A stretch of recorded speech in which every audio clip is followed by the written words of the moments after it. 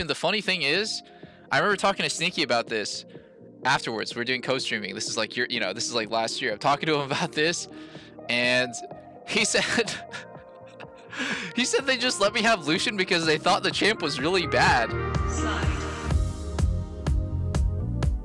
Hey guys, it's Doublelift. Today I'm going to be watching and ranking some of my best plays sent by you guys, the fans. So let's get started. Mega Zero's back in his base. Home guards. He does have home guard boots, and he's running on in. Doublelift sees that and runs the heck away from the turbo rocket boots. Mega Zero, he puts the slow down. Can he win this duel? Gets knocked up into the air, still trying to run. Mega pops his ulti, and it's going to be the stealth in from Doublelift. Oh, he jukes it. Will Mega get? He actually goes in back for the fight. I don't know if it's going to be enough for Doublelift though. Pops barrier, gets one-shotted there. The wind slash. No, it's not going to be enough. Doublelift gets the duel, gets the victory. Nice pick up there. Oh my god, this is me versus Mega Zero. Oh, Riven was so broken back then. Ooh, I'm too good. Wow, that was barrier? I'm pretty sure I have like 30% chance to crit and I crit like 3 times, but it was pretty instinctual. Like, honestly, it's a bit of a solo queue play, and the funniest thing back then is I was probably one of the only AD carries, and I might still be one of the few AD carries that's willing to split push. I always just thought solo XP and max farm is... like, it's worth for your team to take the L so that the most overpowered investment in the game, which is AD carry, right? Like, the biggest return on investment role gets to farm. Obviously, the game has changed significantly since then. If you try to do this stuff like solo split push AD carry, you will just run it down. But I always played stuff that was like pretty slippery and hard to gank in side lane, like Twitch and Vayne.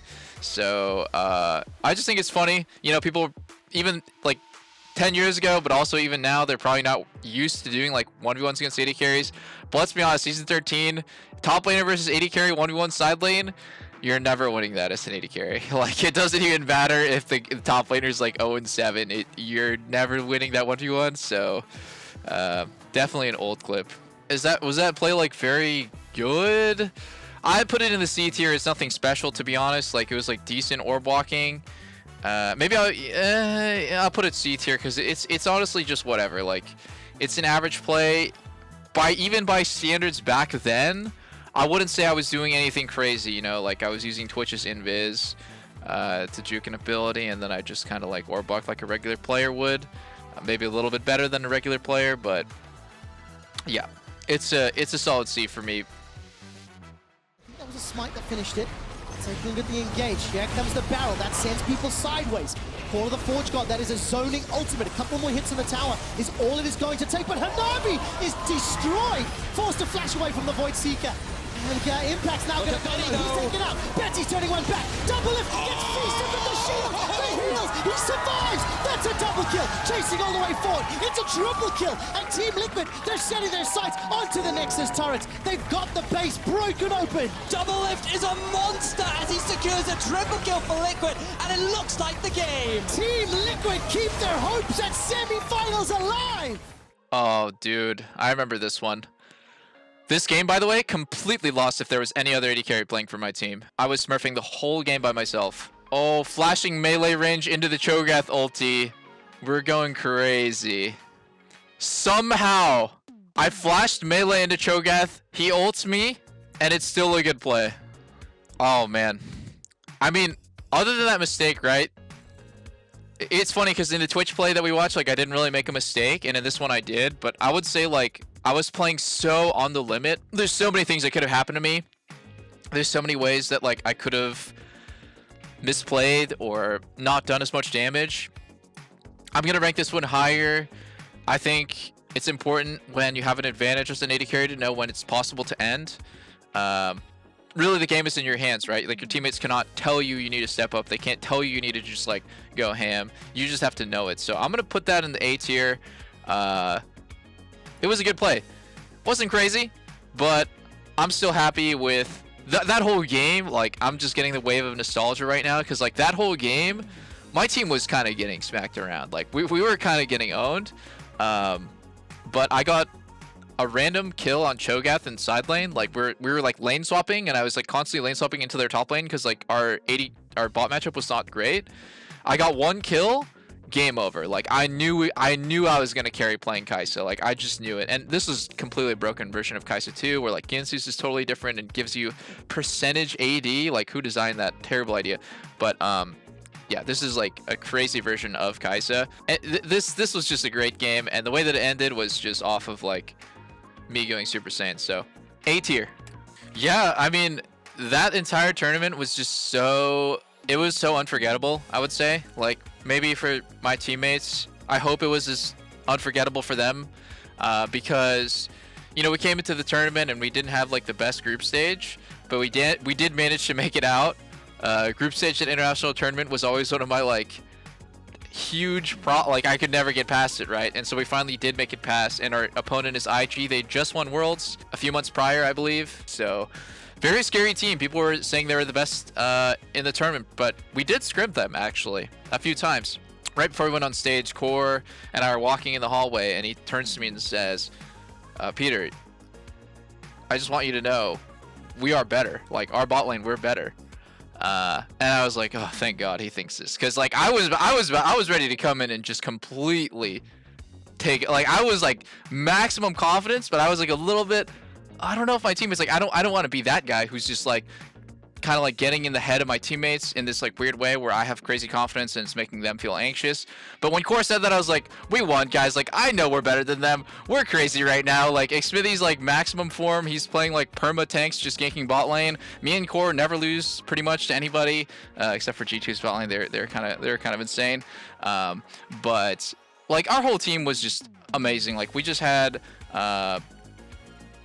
great teamwork, and I would say it's bittersweet, right? Because that MSI, we took down IG, and it was like a pretty crazy series, super fun to play, probably pretty fun to watch. Then we got completely in the finals by G2.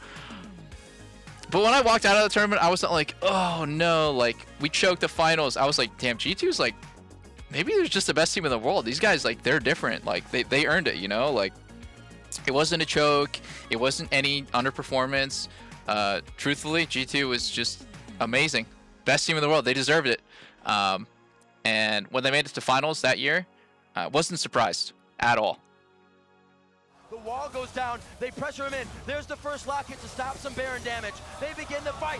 Special, the Cataclysm to the backside is right on to Skara. He is shredding Soaz and Diamond right now. The first kill coming out. Full health. It does. Soaz, they are still going. Doublelift with full health in this fight. As Requiem comes down, he flashes into safety.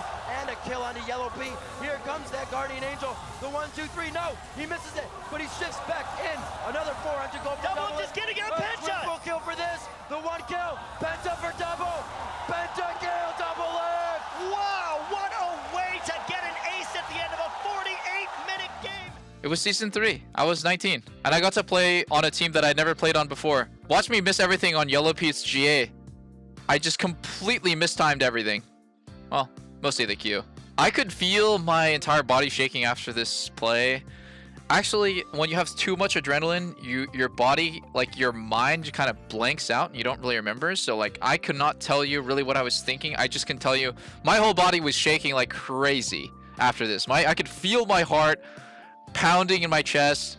Might have been close to having like a heart attack on stage, but how good was that play actually? Huh. In season 3, getting a pentakill in a professional game, that's pretty crazy. But by today's standards, let me watch it again. I'm shooting Q off screen, W, Q, miss it. Holy crap. So I'm, okay. Oh, I missed 2 Qs already. I missed 3 Qs. Okay. I'm still like 2 for 5, I think, or something. Okay, I missed 4 Qs. It was whatever. That's also going in the... Okay, you know what? I'm putting the Ezreal Penta in the C tier, and I'm moving the Twitch up to B tier because I think the Twitch play was more mechanically difficult than the Ezreal play because I actually whiffed everything. The Ezreal play for me is like right place, right time, just getting all the last hits. I'm not actually doing like all that much. The team probably like they almost won the team fight without me. They could have probably maybe even won that fight 4v5.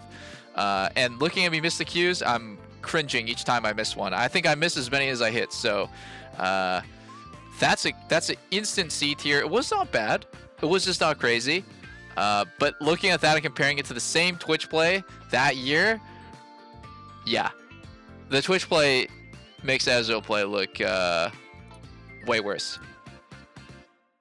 TSM would have to go all in to stop this one. Looks like It would have to be a flash initiation from either Alistar or just a nice click by Nautilus. They get Xmithy in the turret. Let's see if they go for broke. Xmithy takes a lot of damage. That could be the Yasuo last breath. They're going to wait on it. Lustboy hits up Zion Spartan, and they're also waiting for Mininar now. He gets an ultimate, not against the wall. TSM actually blows a few summoners to get into the right position to be in the right spot. That kill going to them, but Dyrus has also fallen. That's going to be Pobelter going down. Way too close now for CLG. Triple kill for Turtle, looking for the Quadra, not gonna get it that time. It's a triple for Doublelift. He's looking for Bjergsen.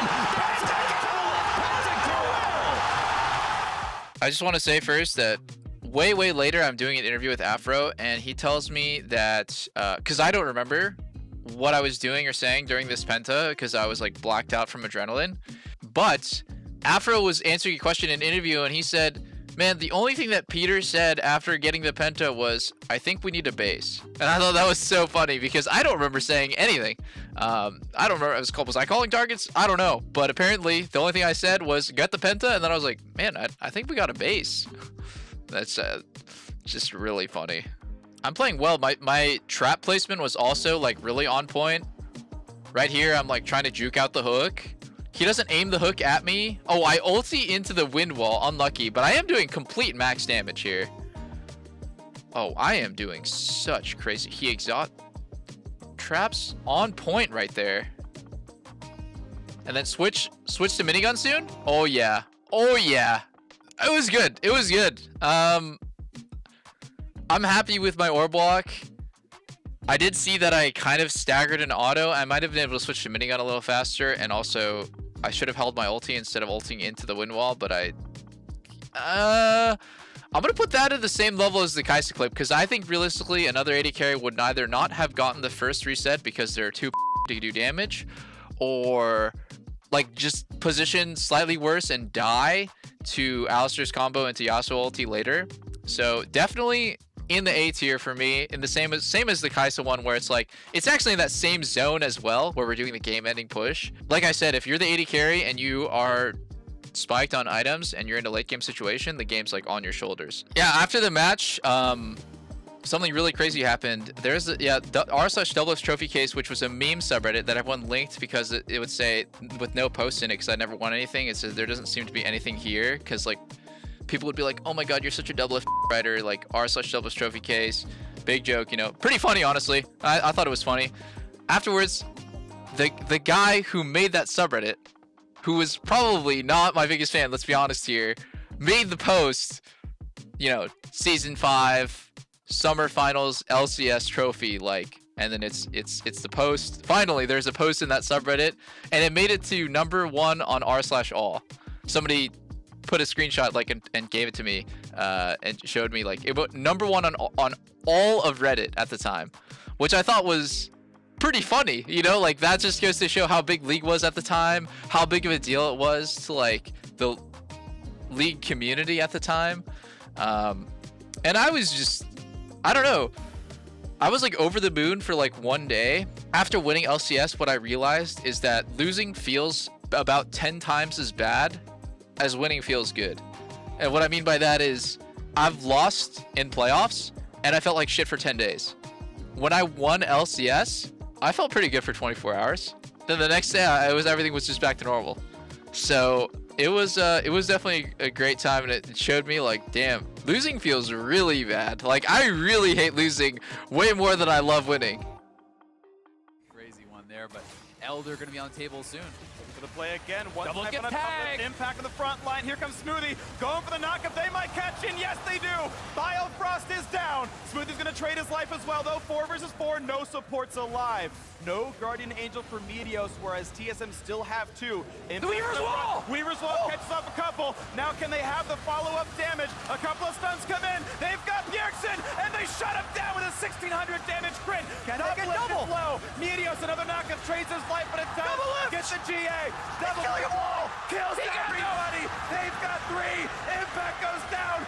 An ace for TSM. I knew this one was coming. This to me is still, I don't know. It just sounds so ego when I talk about it. because it's like I've watched this a million billion times. I've watched Haunster steal my kills at the end a million billion times. I watched Bjergsen die with his Zhonya's up. Look here. Pool. Zhonya's? No! He gets chain stun and just dies. Like, he actually still has, he still could have played that better, I'm pretty sure. Jensen losing his mind. Perfect calling. It's beautiful. So how I rank plays, this is like a bit of a almost like a tangent, but how I rank plays sometimes is like, was that special? Like, if there was another player there, if you swapped that person out for someone else, like, would they have played it like that? Would they have played it as well, creatively, mechanically, every aspect, right? I think if you swap any player in the entire world out of my seat, kick me out and sit down in my chair, they wouldn't have played it like that. So for me, it's the best play that I've ever made on stage, and it's still, you know, maybe one of the best plays that has ever happened, like, in the game. I think so, because everything just had to line up absolutely perfectly. It was like pretty crisp, like animation cancel, orb walk, dash placement, just like in every way, like standing over the wall instead of like going in, holding my cooldowns for the last second. Yeah, it was a lot. Like, I loved playing Lucian. The funny thing is, I remember talking to Sneaky about this afterwards. We're doing co-streaming. This is like this is like last year. I'm talking to him about this, and he said he said they just let me have Lucian because they thought the champ was really bad. And I was like, yeah, well, the champ wasn't that good, but like, why wouldn't you just ban it from me? Because it's like the only thing that I was playing. Like, I actually like spent like 90% of my time playing one champion, and everyone let me have it because it wasn't good and no one else was playing it. I told Sneaky, like, if you guys ban Lucian, I don't know if we win this finals. I'm not gonna lie. Like, well, a lot of our strats had to do with Lucian. So yeah, as where it goes in the tier list, sorry, random story, but I put it in the SSS. You know, like,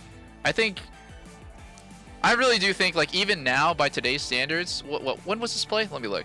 It was season 6, right? So it's been like 6.5, 7 years, right? Let's just round up, 7 years. People get so much better at League. Every single year, people get mechanically good at League. So a lot of the mechanically impressive plays from way back in the day, like, they're not impressive anymore. But Faker's Zed play is impressive even now. And I think this play is impressive even now. Ladies and gentlemen, TSM!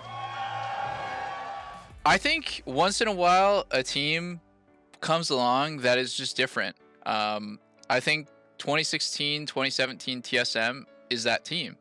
And you could try to recreate it. You know, you could try to have like the same style of play. You could try to have the same content as they do, but everyone knows it's like Rox Tigers, the like legendary Rox Tigers roster that never won anything with Prey and Gorilla and Smep, or G2. Like, you can't just pick out one thing and say like that's what made the magic happen. I don't know what it is. Is it our personalities? Like, I think we had like I think it ultimately does boil down to a lot of like personality and people seeing that and being like, I like these guys. You know, they seem like it's like watching an episode of Friends. I never watched Friends. It's too old for me, man. I'm not going to watch that show. But, you know, a lot of people tell me, you know, when they put on Friends, it's just good vibes. You can tell there's something special about this show. And I think when people watched the content, you know, TSM Legends or whatever videos or streams that we would put out, they could tell there's something special about this team. I don't really know. And in the end of it, I don't really know what made our team so good and so liked, so beloved. But ever since then, you know, I don't think there has ever been a team. I don't know if there ever will be a team in LCS that has such a large percentage of LCS fans. I think like 60 or 70% of all LCS fans were fans of our team at one point. Like, I saw it. I witnessed it with my own eyes with the fan meets. It's like LCS fan meet. 8 teams have 5 people in their line. Our team has like 300 people, and like Cloud9 has like 100. That's really the way that it went back then. Anyways, I hope 100 Thieves this year can capture a little bit of the magic, but that team was definitely special. All right, that's it. Thanks for sending all these plays over. Let me know in the comments how I did, and I'll see you all later.